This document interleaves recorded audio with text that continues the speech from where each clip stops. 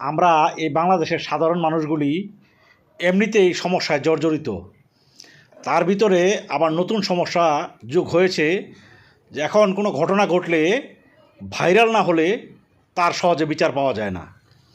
এই হচ্ছে অবস্থা।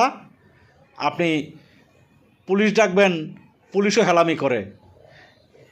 আর দেশের আইন শৃঙ্খলা পরিস্থিতির কথা তো বললামই না। আপনি চিন্তা করেন, এই পুলিশ, জজ, এত উকিল, এগুলো দিয়ে আমাদের কী উপকার হচ্ছে? আমরা সাধারণ জনগণ যদি সঠিক বিচারটা না পাই, অথচ এই পুলিশ বাহিনীর বেতন হয় কিন্তু আমাদের সাধারণ জনগণের ঘামের টাকায়।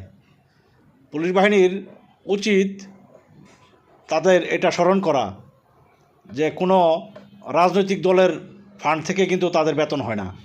এই সাধারণ গরিব মানুষের রক্ত ঘাম করা টাকা দিয়েই তাদের বেতন হয়।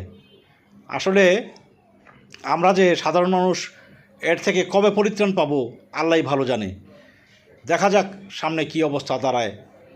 ধন্যবাদ।